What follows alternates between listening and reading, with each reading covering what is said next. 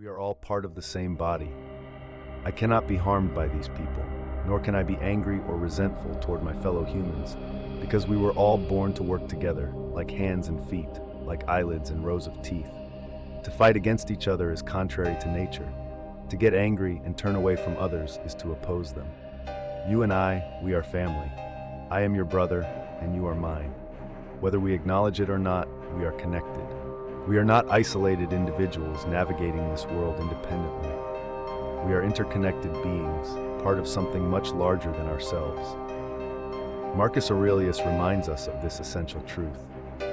Think of the universe as a single living organism. We must realize that each person is a part of this great body, and we must work together to perfect the whole. Since you are one of the elements that serve to complete the social system, let every action of yours contribute toward building the best life for all. This isn't merely a moral statement, but a practical one too. We are a part of the greater whole, and our actions, no matter how small, affect not only us, but the entire system. When we recognize this, we realize that our personal happiness and the well-being of society are intertwined. Seneca also believed this deeply. Mother Nature, he said, created us as relatives, and she instilled within us the love for our fellow humans. This is why we are social creatures. We were meant to cooperate, to help one another, and to share in each other's burdens and joys. We share a common origin. Our friendship is like an arch that collapses if it loses its mutual support, Seneca remarked. In other words, we are interdependent, and when we help each other, we ensure that the whole system thrives. But if we fail to support one another, everything collapses.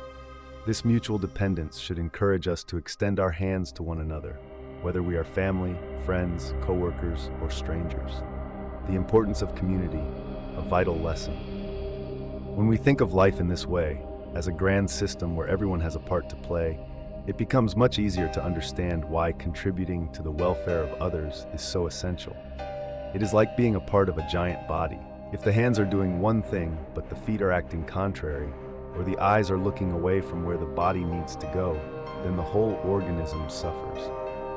Have you ever been in a group project where everyone was pulling in different directions? It's a nightmare.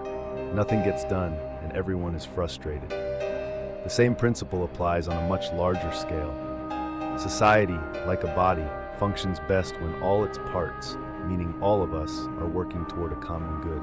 Marcus emphasizes that if we do not recognize this bond, and if we fail to align our actions with social purpose, we effectively sabotage our own lives.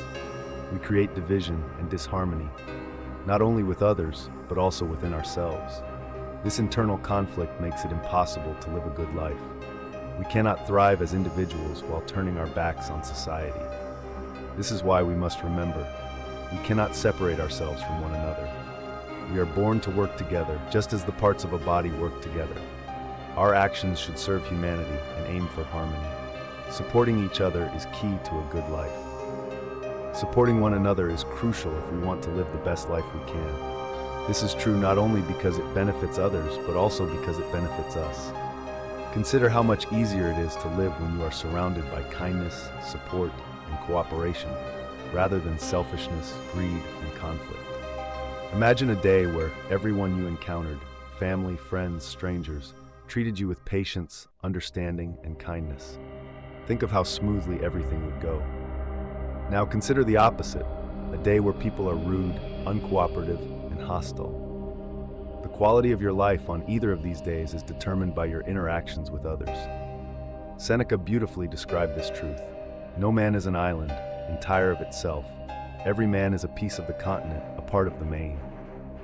This means that we are all connected, and our lives are richer and more meaningful when we recognize and embrace this interconnectedness. The power of harmony. Harmony is a word we don't often hear in modern conversations, but it is a key concept in Stoic philosophy. Marcus Aurelius believed that living in harmony with others was essential to living in harmony with oneself. When you help others, you also help yourself. It's a kind of reciprocal relationship. We often think that life is about achieving personal success, getting ahead, winning, or gaining more. But this individualistic mindset can lead to isolation and dissatisfaction. Marcus reminds us that what is not good for the beehive is not good for the bee. In other words, what does not benefit the group will not truly benefit the individual. If you chase personal gain at the expense of others, you are actually undermining your own long-term well-being.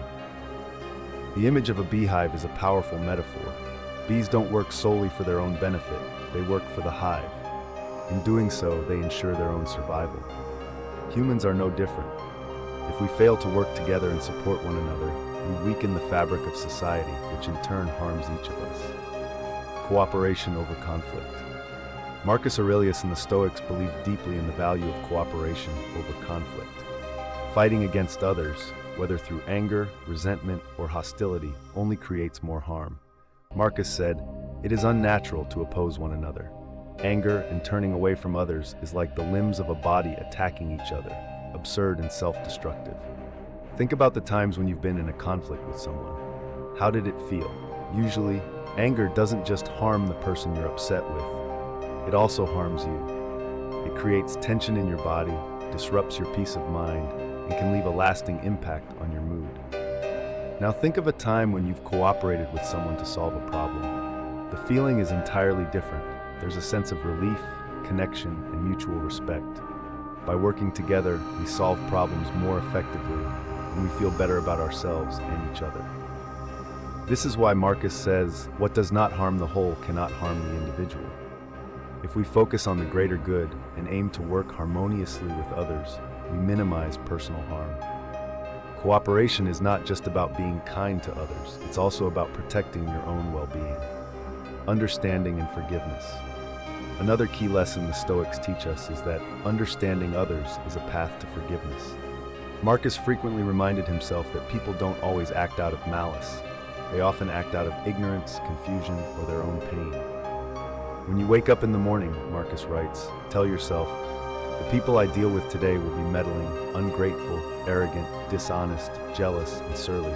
They are like this because they cannot tell good from evil." This is a powerful reminder.